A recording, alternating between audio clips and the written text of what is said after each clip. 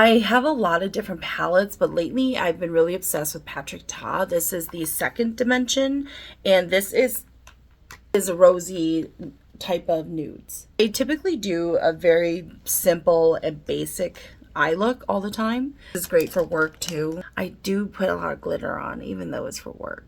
The lightest shade, this is my all over the crease lid. Deepen it by going with the next two.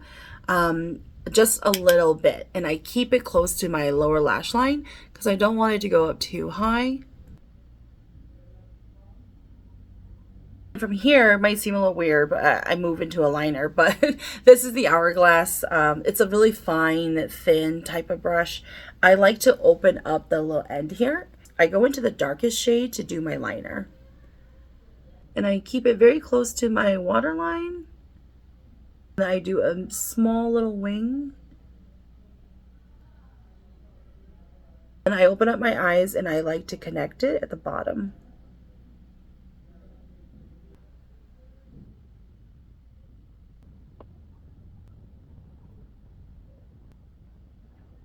Small brush that's kind of rounded, and then I like to go into the two deeper shades because I like to keep the very dark smoky part very close to my actual lash line, so I don't want it to be too intense because it's gonna be glitter that goes on top right above the wing that I made, and I do bring it down to my waterline,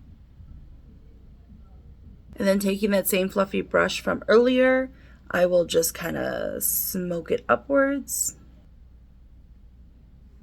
I can use the sparkle and glitters on here. However, I do have 4 of these, so you know, like the other one I haven't opened yet.